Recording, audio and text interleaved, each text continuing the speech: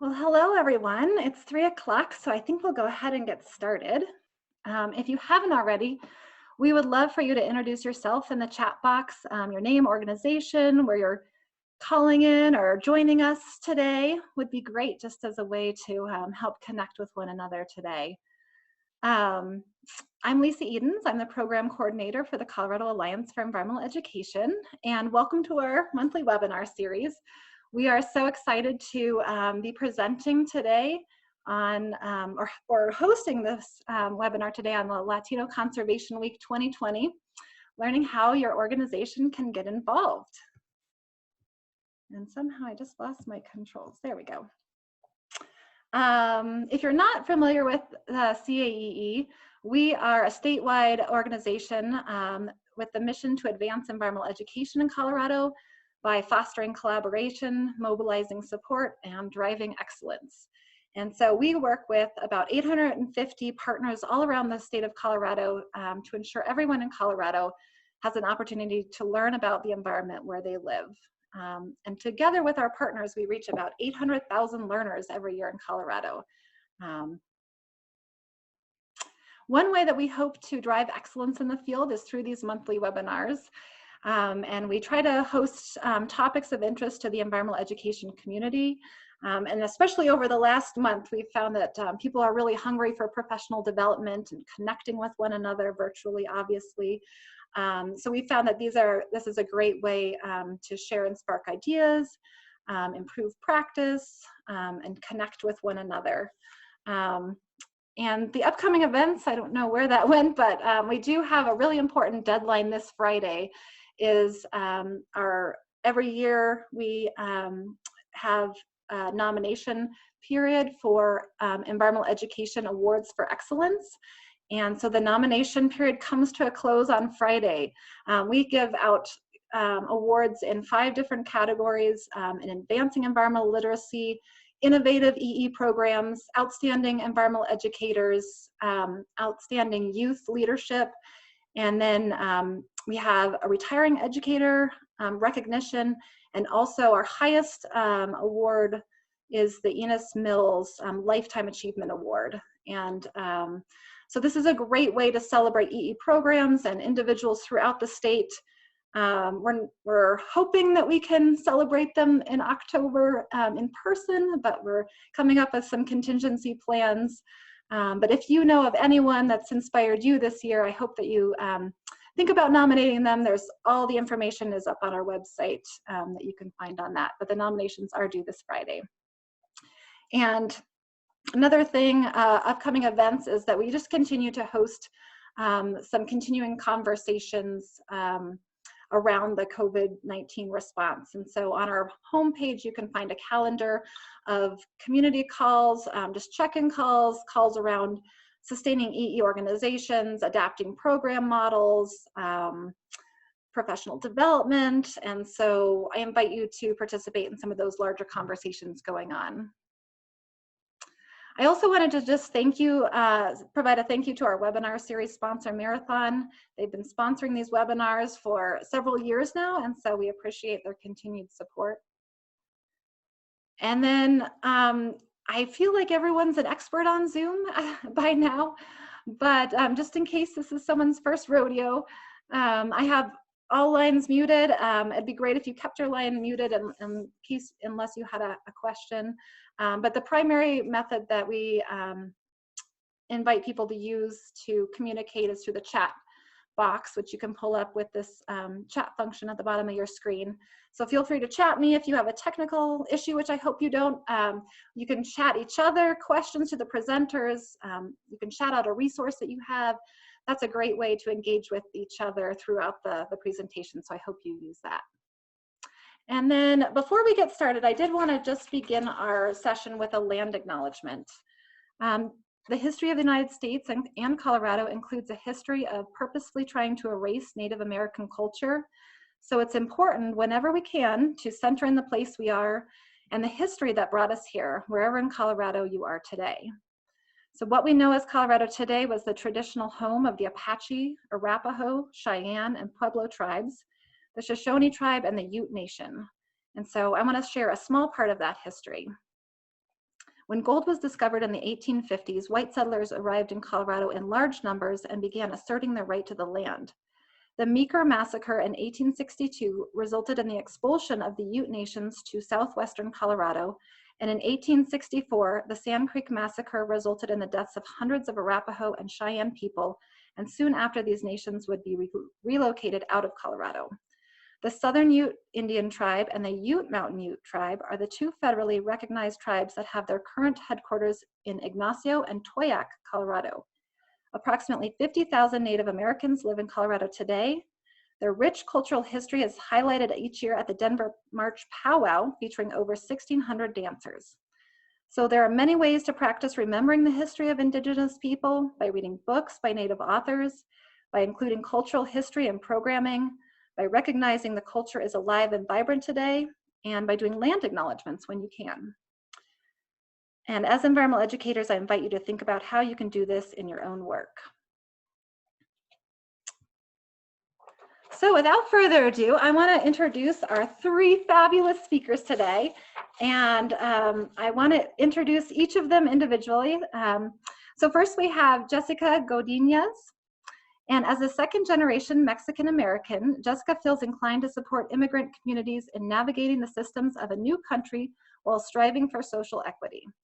Jessica graduated from George Mason University in 2017 with a bachelor's degree in global affairs with concentrations in the environment and international development. Prior to joining the Hispanic Access Foundation team, Jessica fostered her love of the outdoors with a job at REI and worked towards social equity by working with local nonprofits serving the needs of immigrants, like interpretive services and family literacy programs. Most recently, Jessica worked with the U.S. Forest Service in Lakewood through a rigorous internship program in which she served the community by engaging with partners to provide opportunities for underrepresented communities to engage with and steward public lands. She is passionate about reconnecting communities with their innate relationship with nature, which she uses to fuel her work with conservation efforts. And next we have Andrea Kurth. And Andrea joined the Continental Divide Trail Coalition in early 2019. Born in Colombia and raised in Texas, Andrea attributes her love of nature to childhood trips to national parks and summers spent romping around the forest near her grandparents' home in Montana. She earned dual degrees in journalism and economics from the University of Texas at Austin and became interested in conservation during her travels through Asia and Australia after graduation. Before coming to the CDTC, Andrea spent a year doing bilingual educational programming for the Forest Service in Leadville. She brings her interest of increasing diversity and inclusion in the outdoor industry to CDTC and hopes to leverage her bicultural roots to serve the Spanish-speaking community along the trail. And during her free time, you can find Andrea exploring the mountains around Leadville, digging her car out of the snow to go skiing, flying to different continents, and baking apple crisp. That sounds delicious. And finally, we have Elena Jimenez. And Elena was born in Maine to an American mother and a Costa Rican father and was raised in Palmares, Costa Rica, returning to the US when she was 15. She received her BA in anthropology/sociology with a focus in anthropology from New Mexico Highlands University.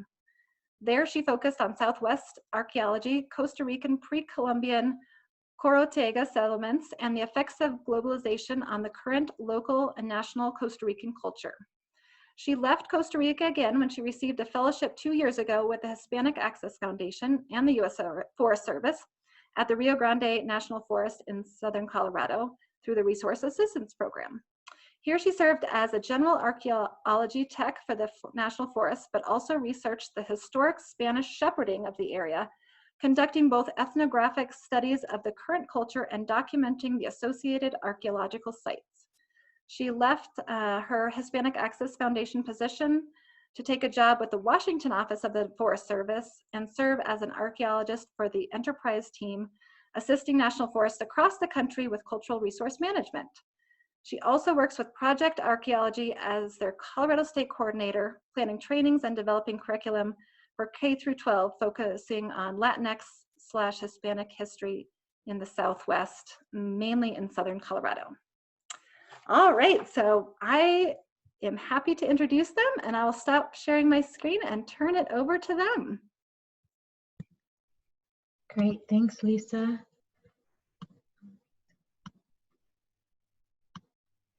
So hey everyone, thanks so much for joining. I'm really excited to talk to you guys about Latino Conservation Week, whether it's your first time hearing about it or if you've heard about it before and are just interested in learning a little bit more about how to get involved.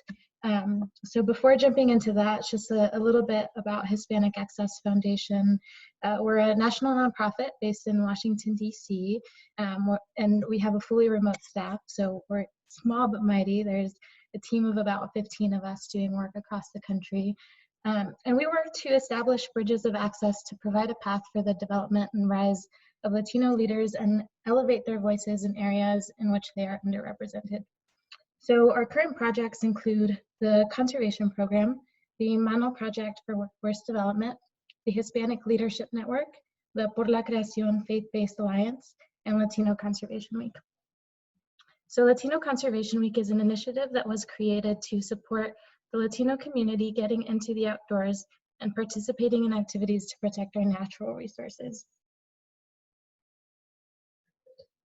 So this year, Latino Conservation Week will take place July 18th through 26th, 2020. Excuse me. And we wanted to take a minute to provide a quick update due to the current pandemic situation. So Latino Conservation Week was really created by HAF, but is hosted every year by our partners. So we like to think that our partners have the real ownership over Latino Conservation Week, and we are, that platform of support for them. So having that in mind, we don't want to cancel Latino Conservation Week, but rather want to shift the focus from having in-person events to digital events and encourage our partners to do the same. We'll be hosting a number of digital events, and we'll be putting together plans for all of our events to happen digitally if that's the case.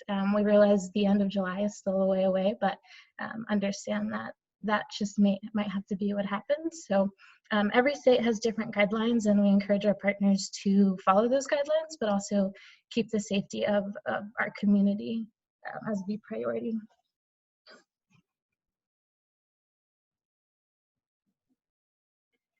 So to accomplish, like I said, our Latino Conservation Week is really run by our partners. To accomplish over 160 events last year, we had more than 200 organizations across the country working in partnership to conduct these events. And we encourage all of our partners and interested organizations to use local networks to partner with groups like schools, churches, nonprofits, and other groups in the area. And we're always happy to help you connect with folks. We have networks kind of throughout the country and are always happy to help you find people to partner with.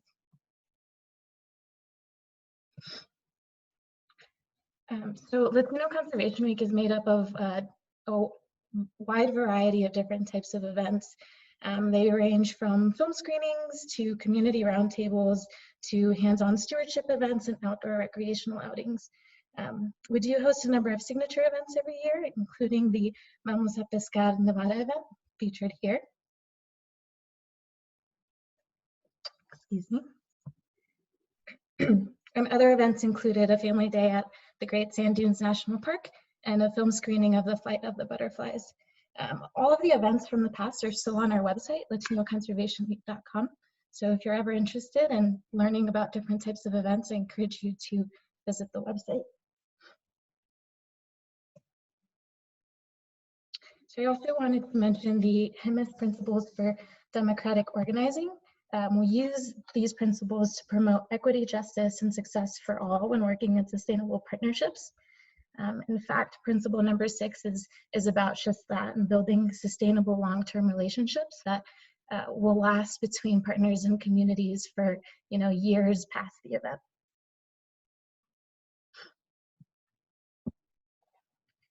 I would also like to highlight principle number 5, working together in solidarity and mutuality. So in this way, we can use our collective voice as Latinos and allies to elevate each other in our work.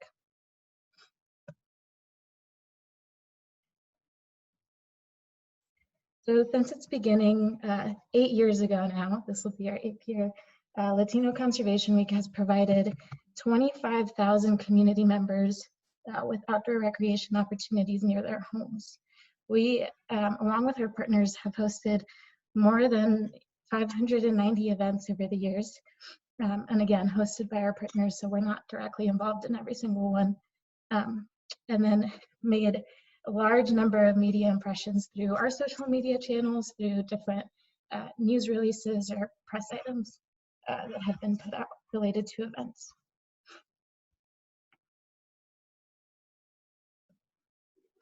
So there are a number of ways to be involved with Latino Conservation Week.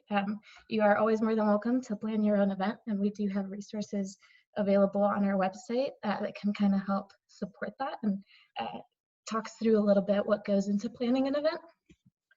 You can partner with local groups to support an event. A lot of folks out there are already planning events, and sometimes it makes sense to combine efforts instead of trying to, kind of reinvent the wheel. You can attend event. Again, all of our websites are cataloged, or all of our events are cataloged on that website, and you can find an event near you as they're being uploaded. You can spread the word. As I mentioned, we're active on social media and encourage you to look out for those posts and help us amplify those. And lastly, you can donate to provide financial support to our partners. So we offer mini grants to our partners who need support, and that would be a great way to support them. And now I want to turn it over to Andrea, who is going to talk a little bit about her experience with Latino Conservation Week in the past, and share a little bit about the events that she has hosted.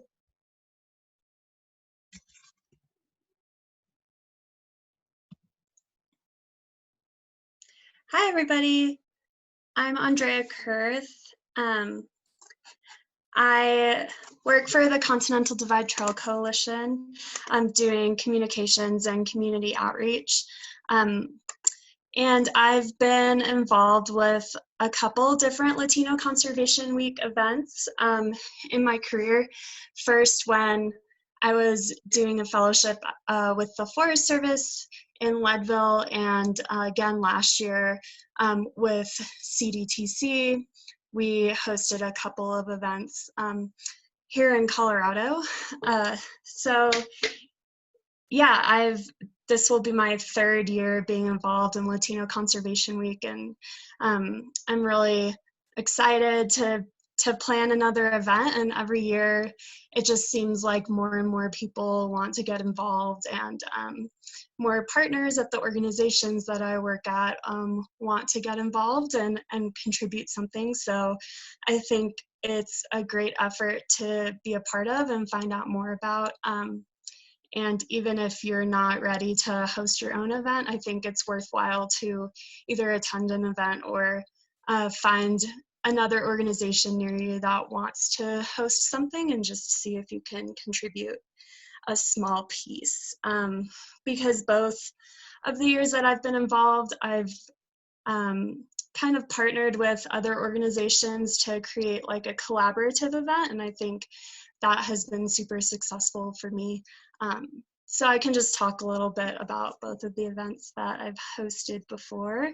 In 2018, I was working for the Forest Service in Leadville, Colorado, and we partnered with the Colorado 14ers Initiative, as well as Rocky Mountain Youth Corps, and a local organization called Get Outdoors Leadville that's really committed to working with the Latino population in Lake County. And we did a family camp out together at the base of Mount Elbert. So that was really just introducing the community to some stewardship work that happens near them, and also introducing them to public lands that they've probably or may have never visited before, as well as helping them with all the logistics of camping out with their family. And Get Outdoors Leadville was really great about providing equipment for families to borrow, and really giving that support for families that maybe want to go out camping but haven't done it before. So that was a lot of fun. And last year, I transitioned into the job at the Continental Divide Trail Coalition, and we participated in a few events along the trail, mostly in New Mexico and Colorado. we actually, since we're a regional organization, we work all the way from border to border, New Mexico to Montana, but we really find, or we had some organizations to partner with in Colorado and New Mexico that already work with the Latinx population. So we did a bilingual poetry night in collaboration with the Wilderness Society and Hispanic Access Foundation and Latino Outdoors at the Bluff Lake Nature Center. And that was great because we had some activities for kids and then the poetry workshop for adults. And we also participated in an event put on by the Wilderness Society on the western slope of Colorado as well. And that was kind of great for us because we were reaching a new community that we don't work with too much at CDTC. So that was a lot of fun and a really successful event. The Wilderness Society was able to bring like over 100 folks out with their families. So that was great to see everybody out there, and a lot of people hadn't heard of Latino Conservation Week before. So yeah, I was asked just to talk a little bit about why CDTC finds it valuable to get involved in Latino Conservation Week. And it's great because it helps shape the narrative about Latinx people in the outdoors, and their contributions in conservation, I think, are often overlooked. Or here in Colorado, we have communities that care about conservation but don't want to get involved. So it's a great way to invite those people to get involved in our work, especially at CDTC. We know that the narrative of the trail leaves out Latinx people and Indigenous communities. So participating in the event is just another small way for us to show our appreciation and really just let people participate in the conservation of the Continental Divide Trail in a way that makes sense for them. We're often misjudged as a thru hiker organization, and that population tends to be pretty similar in a lot of ways, but I think we, with involvement in Latino Conservation Week, are really trying to invite new people to learn about what we do, and just build that connection and that relationship with them so that we can involve them in our conservation work in the future as well. Great, thanks, Andrea. And I apologize for my screen disappearing there for a minute. My computer shut off randomly, but we're back. So thanks for keeping it going. And now I'll toss it over to Elena, who will also talk about her experience with Latino Conservation Week.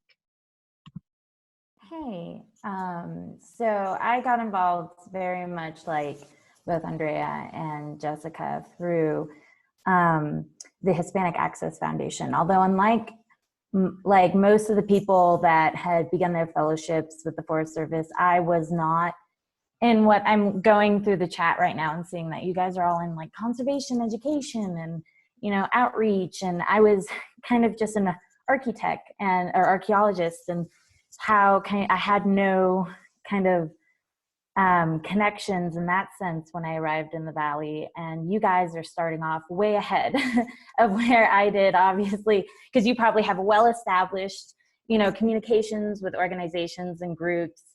And really, for me, it was finding the right one to partner with, so I could get who I was, that my kind of target person or people were to get out into the national forests. And many of you probably are really familiar or not with the San Luis Valley, but we're very rural here, and we have a large Hispanic population as well as a large Latinx, more immigrant population, newer to this area. And for me, it was important when putting on this event that I knew that I wanted to directly work with an organization that would target those Hispanic communities here, since many of them are in lower income areas and don't tend to, for example, feel like they can do a lot of this activity, especially like climbing is a huge one because of this economic gap that they find, where a lot of this equipment, a lot of these things are really expensive, and then you feel very out of place. At least I did when I started doing more outdoors things, because I feel like I didn't have exactly what I needed. And that's where, I mean, being able to work with Hispanic Access Foundation was awesome, because I needed certain equipment and they got me in contact with, you know, people who are getting rid of kind of off-season stuff so that I could bring it into my event, and they helped on the financial side a bunch. And that website has like everything on it for resources when you're starting your event. It has, you know, toolkits and planning kits and doing press releases, because, you know, I still hadn't graduated college when I had started with the Forest Service, and it was kind of daunting to me to, you know, throw on this big event and do all these things. And so I made sure to start out small, because like Andrea mentioned, a lot of people don't know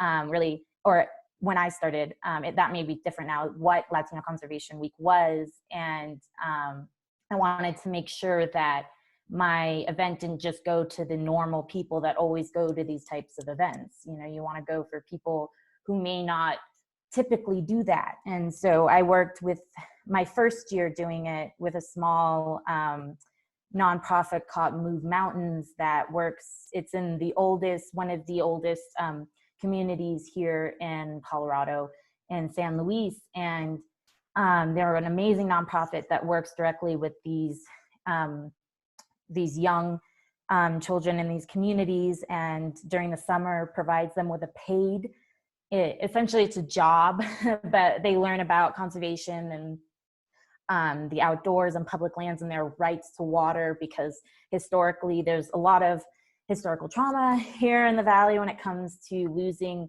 their, you know, not only Native American lands, but you're dealing with then tensions with the Hispanic community, who also felt like they had their lands taken away when this became part of the United States. And getting kind of past those kind of gaps or challenges as a federal agency was hard, because a lot of them here in the Valley see us as kind of the man or the bad guy who came and took their land and their, you know, ancestral grazing lands and all of these kind of things. And knowing how to navigate that is tricky, especially when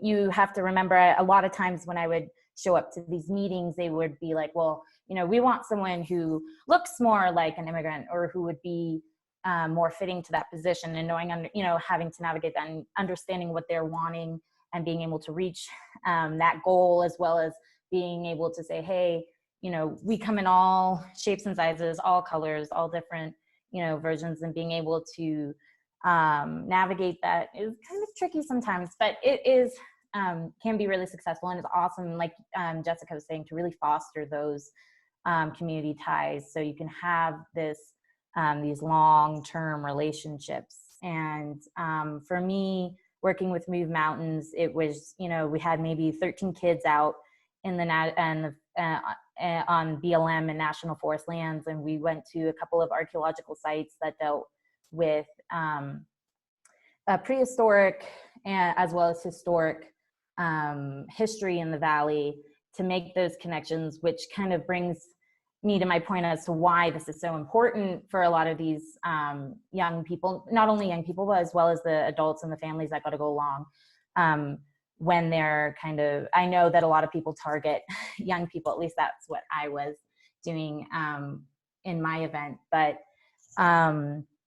when we did bring them out here so they could see the history, that they said, you know, oh, this is, you know, my grandfather, you know, he grazed out here, and here's the tree with his name on it.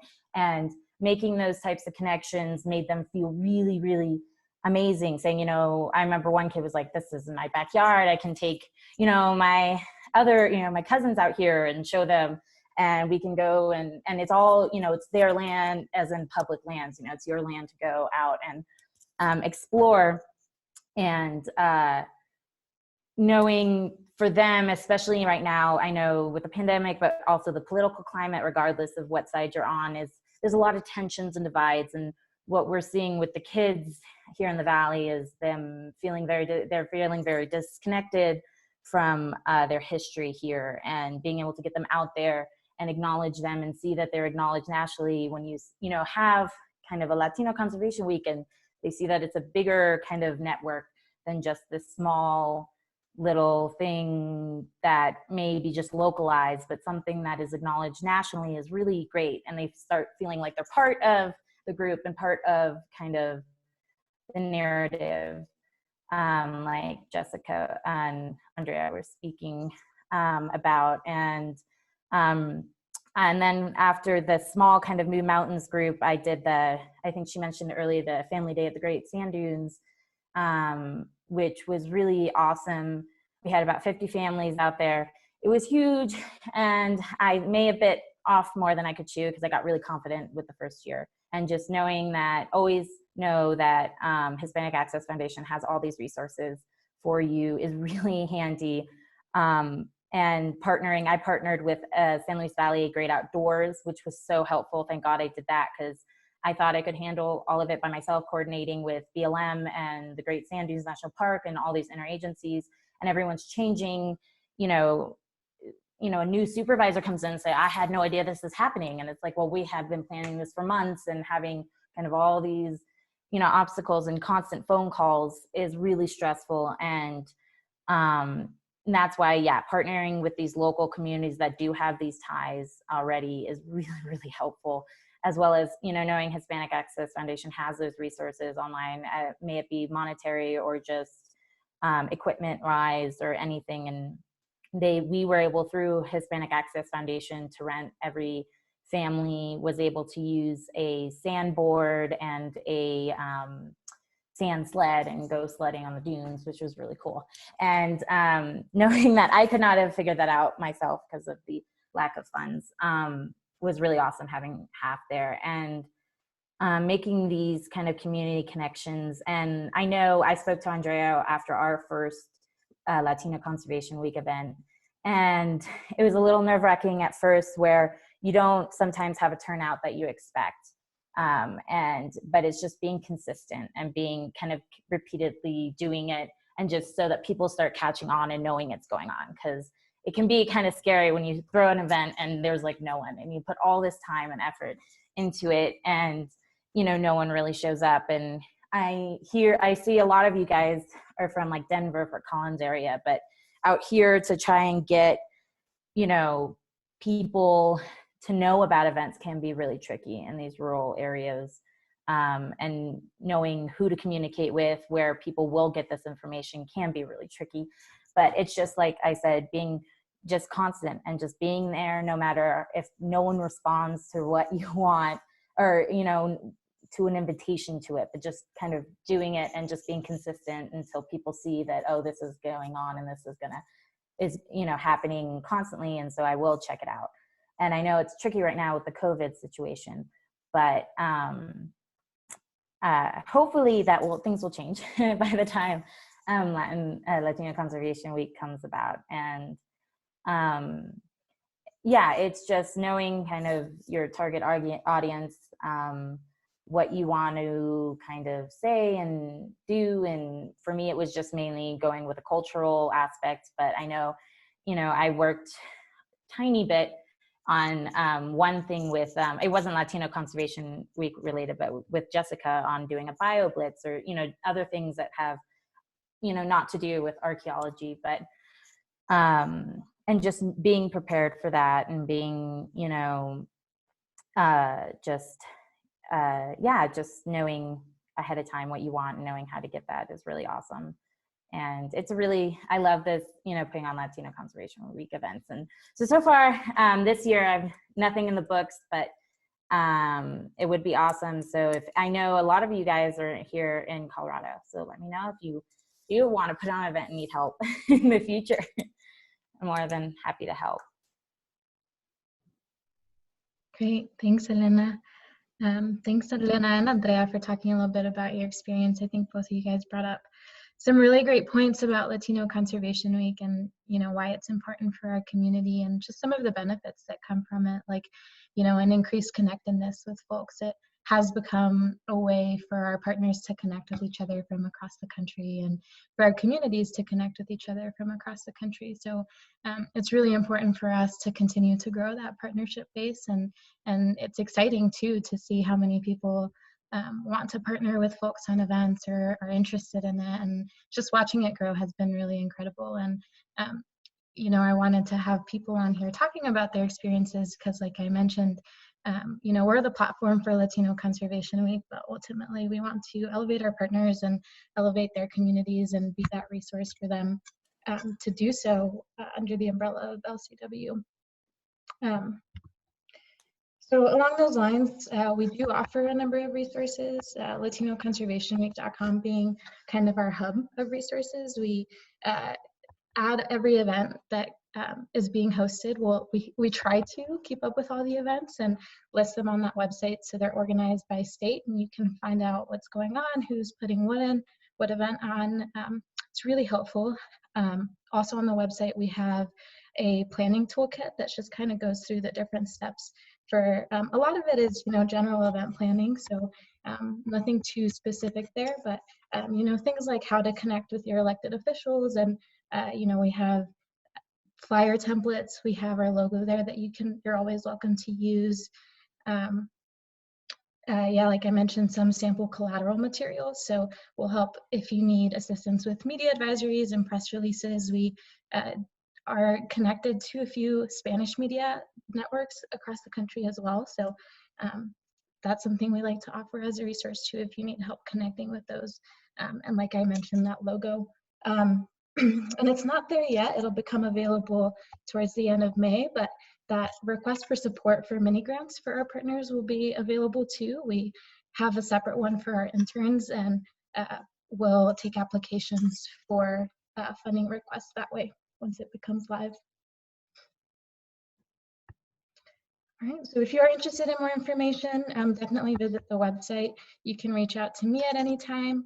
I can drop my personal email address in there, but we are launching kind of our new LCW email address as well. So if you want to contact me that way, it's also a great way to get in touch. But that's it for our presentation, but I want to open it up for any questions that you guys may have. I'm happy to answer them during this time, or if you want to follow up in an email, that would be also great.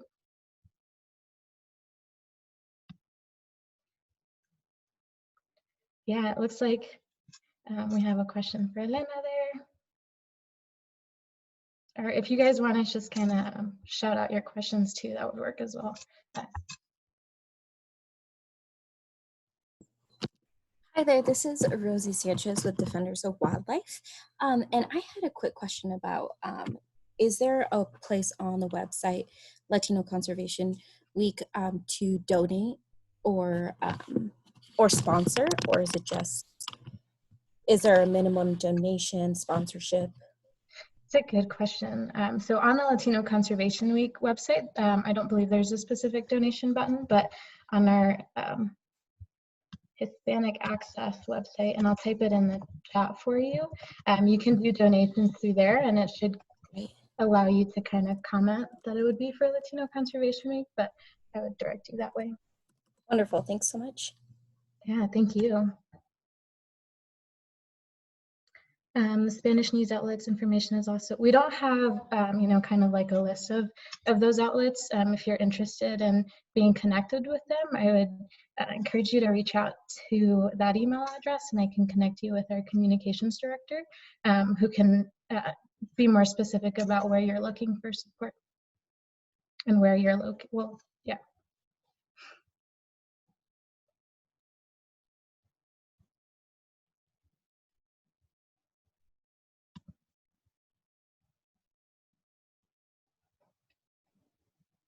Jessica, could you maybe talk a little bit more about the mini grants that you mentioned at the end, just how much those might be and what the timeline is? Yeah, so the MiniGrants is something that we've started doing more recently. Last year was, our first year at, trying to figure out what that would look like. So this year it will be open for about a month. The timeline is kind of May 20th through June 20th, and we'll try to notify folks soon thereafter since it's pretty close to July. And the MiniGrants kind of range from $100 to $1,000 depending on what your need is. So in that form, you can kind of specify if you're looking for financial support for transportation or equipment, or if it's just support or gear support, trying to connect to some gear to give away, or those kinds of things. So it's not quite on the website just yet, but it'll be on there on May 20th.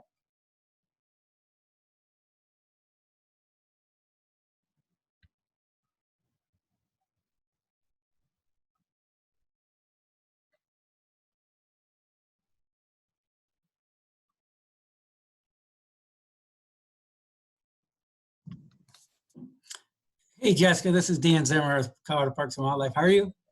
Hey, Dan, it's good to hear from you. Yeah, hope all is well. Hey, great presentation. I was just wondering, I'd love to reach out and set up a separate time for maybe you and I can just talk and brainstorm some ways the agency can support your efforts in Latino Conservation Week. Yeah, definitely. You can reach out to me and I'd love to touch base. And I will mention too, I mentioned very briefly that we host a number of signature events every year, and every year it kind of varies a little bit where we host them. So last year we did host a signature event, and the difference there is that one is completely organized and funded by our staff as opposed to it being led by, a different partner. And they're more branded with Hispanic Access. So this year we will be hosting another signature event in Colorado, and we are still working out the details for that. But I can keep you guys updated as that is being formed. For sure. Yeah, usually we try to involve a few local partners, so it's a bigger type of event, and I think that'd be a great way to get involved. Yeah, let's I'll send you an email offline. We'll find a time and chat. That sounds great. Thanks, Dan. Cool. Thank you.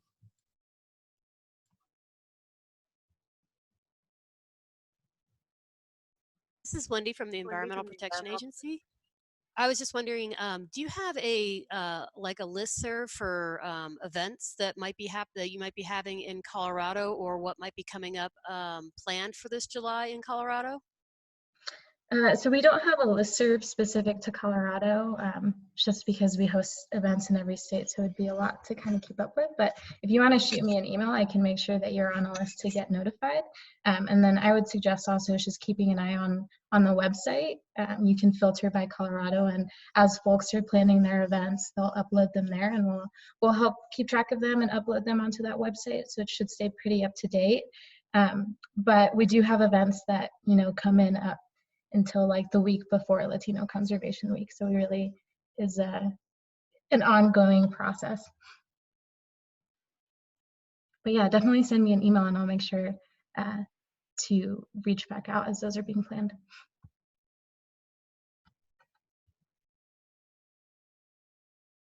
Hello everyone, this is Andrea Sanchez with Cal Wild.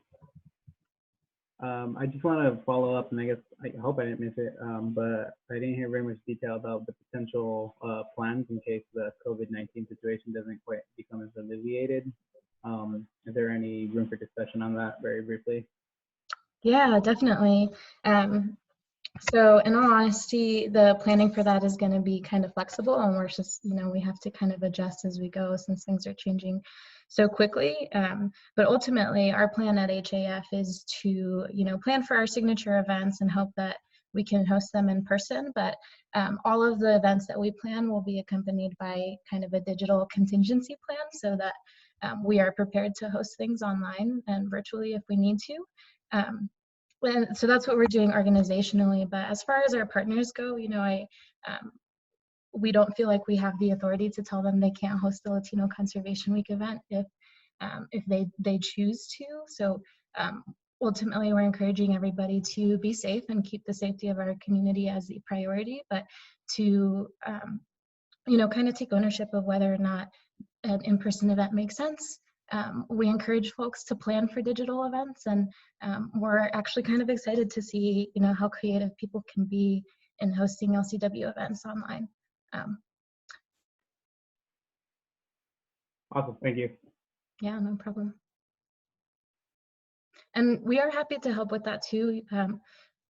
You know, if you need kind of some ideas for what a digital event could look like, or you know, just need some help connecting with other folks to host, you know, a big digital thing, we're happy to help that too, and, you know, kind of brainstorm with you.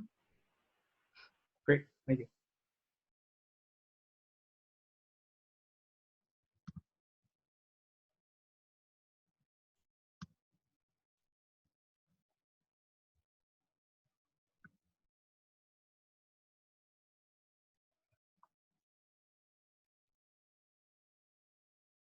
Well, feel free to keep chatting in those questions or unmuting yourself. But I thought I would just tell you a little bit about some follow-up information that you'll get from CAEE. So we are recording the webinar today, and we'll send it out, a recording out in a follow-up email in the next couple of days. And I know someone had mentioned having access to the slides, Jessica, so I wasn't sure if you, if it was possible to make the PowerPoint slides here available as well. Yeah, definitely. Great. So we'll include those as well. And then we'll include these URL links and any other information. And then there'll be a link to just a short evaluation survey, monkey survey. It's always great to just get feedback on these webinars to make sure that we're always doing our best to bring these opportunities to you all. So, so just expect to get that in the next couple of days. But yeah, if there's not any other questions, and we'll make sure to include all of the email addresses from the presenters today too. So if you think of something in the next 5 minutes and thought, oh, I forgot to ask it, we'll provide that to you as well. But I just wanted to really thank Jessica, Elena, and Andrea for presenting today. Such great information. Love the work that they're doing there. So thank you guys for your time, all your energy in putting these events together. This is all really great. And just all of our participants for taking the time today to connect with us as well. I'll put one last plug in for our award nominations that are due this Friday, and just hope that we can connect with you at a future CAE event. But until then, hope everyone stays well, and we'll talk to you hopefully soon. Yeah, thanks everyone for joining. And like Lisa said, please do feel free to reach out with any questions as they come up, or any way we can